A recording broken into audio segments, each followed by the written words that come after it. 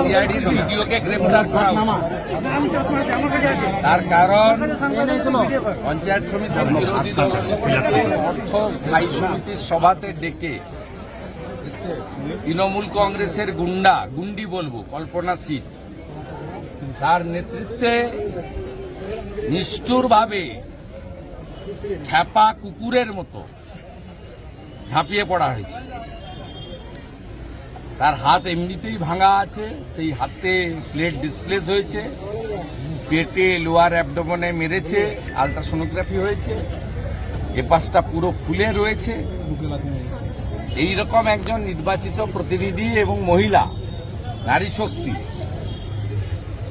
তার উপরে যে অত্যাচার সরকারি অফিসে হয়েছে, এর থেকে বোঝা যায় মমতা বন্দ্যোপাধ্যায় পশ্চিমবাংলায় প্রশাসন, দল, গুন্ডা, হারমাদ সবকে একাকার করে দিয়েছেন।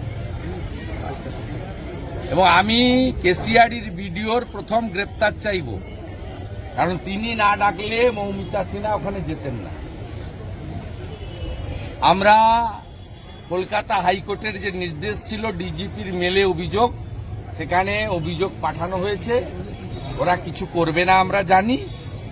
আর কি করলে কেসিআরডির বিডিওকে শিক্ষা দেওয়া যায় আর মূল অভিযুক্ত কল্পনা সিট যাতে জেলে যায় তার ব্যবস্থা ভারতীয় জনতা পার্টির পক্ষ থেকে করা হবে এবং আমি নিজে দেখব।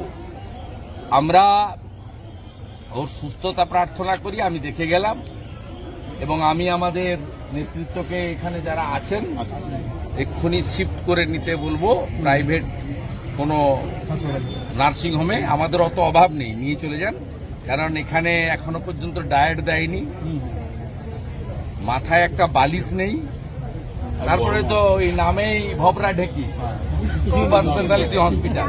মমতা ব্যানার্জির এই জানলা আছে তো কাঁচ নাই, কাঁচ আছে তো জানলা নেই। তাকিয়ে দেখুন, তো এসব জায়গায় থাকলে সুস্থ লোকও মারা যাবে।